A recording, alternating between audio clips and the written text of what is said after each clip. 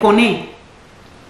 Dirige ta prière sur ton mari parce que c'est ton homme, il fait partie de toi. Tu veux diriger la prière. Tu veux prier pour une personne, alors prie pour les problèmes de tes enfants. Commence déjà par là. Si tu n'as pas d'enfants, prie déjà pour tes frères et sœurs. Eux, tu les connais, tu es de la famille et eux, tu les connais. Alors, tu peux prier pour tes frères et sœurs. Si tu veux aller plus loin, prie pour ta mère. S'ils sont vivants, prie pour ton père. S'ils sont encore vivants. Tu veux aller plus loin pour prier pour les gens. Prie pour tes nièces, les enfants de tes frères et sœurs. Tu peux diriger ta prière jusque-là. Si tu n'as pas de nièces, alors si tu veux encore aller plus loin, alors prie pour tes cousines, les enfants des frères de ton père ou les enfants des sœurs de ton père. Si dans la famille, il n'y a pas de nièce, il n'y a pas de neveu.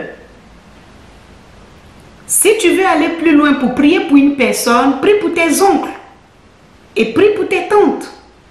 Ça serait plus logique déjà de commencer par toi-même, déjà de commencer par ta famille respective.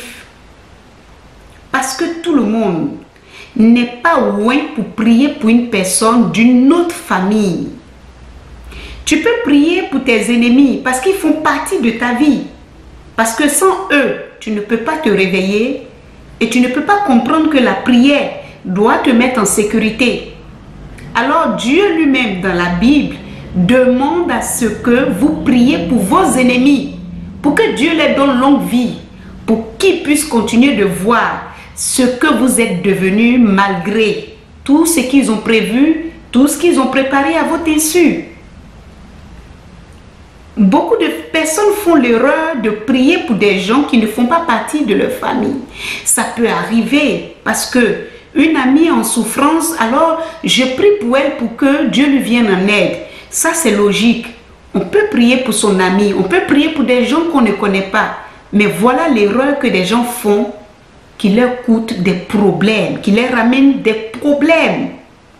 En fait, tu n'es pas initié à prier pour une autre personne parce que pour prier pour une personne, il faut être loin. Il faut que tu sois initié selon la tradition africaine. Il faut que Dieu t'a choisi. C'est pour ça que quand vous lisez la Bible, il faut que vous écoutez la Bible parce que la Bible, elle est parabole. Mais quand j'ai parcouru la Bible, j'ai compris que lorsqu'un prophète doit naître, on annonce dans une prophétie que dans telle famille, à telle période, un messager de Dieu, oui, par l'Esprit de Dieu, va naître. Et cette personne viendra pour telle mission sur la terre. C'était des choses qui étaient déjà annoncées.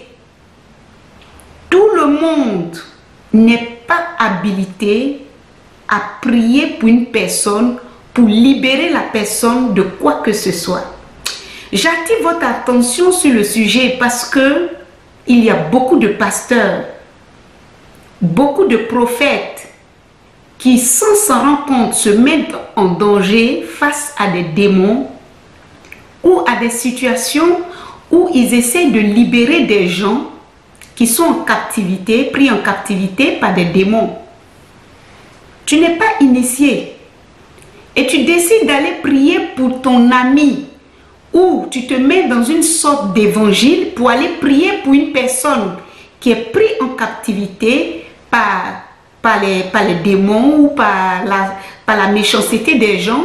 Alors toi, tu as décidé d'aller prier pour la personne. C'est bien la solidarité dans la prière. Il sort. Parce que non seulement nous avons autorité sur les démons, nous avons autorité sur toute chose qui n'est pas de Dieu. Nous avons autorité, c'est vrai, mais les démons nous combattent d'une manière pas possible, les amis. Alors quand tu vas chasser un démon ou vas prier pour une personne, tu ordonnes à sa souffrance d'être libérée. Tu ordonnes à ce que la souffrance qui est sur cette personne s'arrête. La personne qui l'a chassée déjà. Maintenant, toi, tu ne sais pas combien de démons tu as chassés. S'il y en avait 10 que tu as chassés, donc multiplie 10 par 7. Donc chaque démon va aller ramasser 7 autres démons et ils vont venir contre toi qui est venu pour chasser. Est-ce que vous êtes... Ils vont vous attaquer de sorte que vous-même, vous allez renoncer à la prière.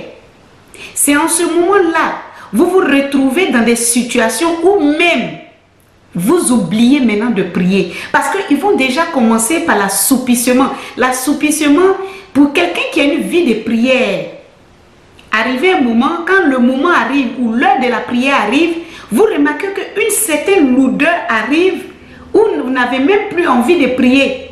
Vous vous sentez lourd, vous dites, bon, aujourd'hui la main je vais dormir et demain je vais prier. Ça commence comme ça.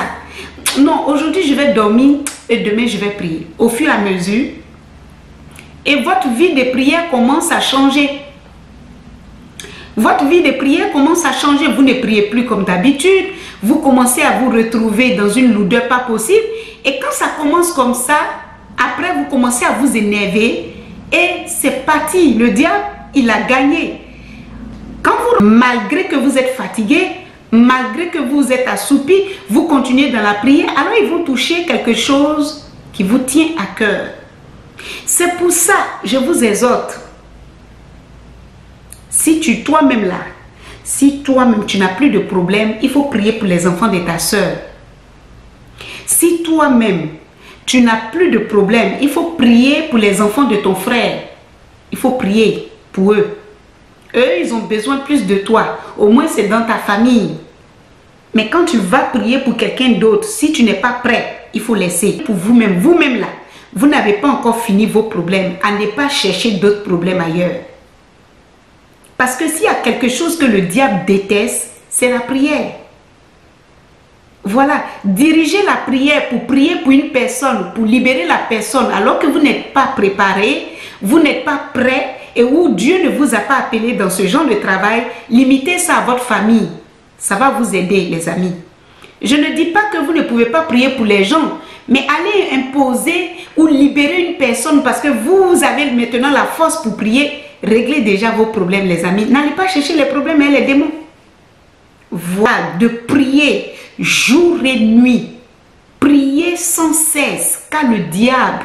Parce que ce mot m'a tellement impressionné.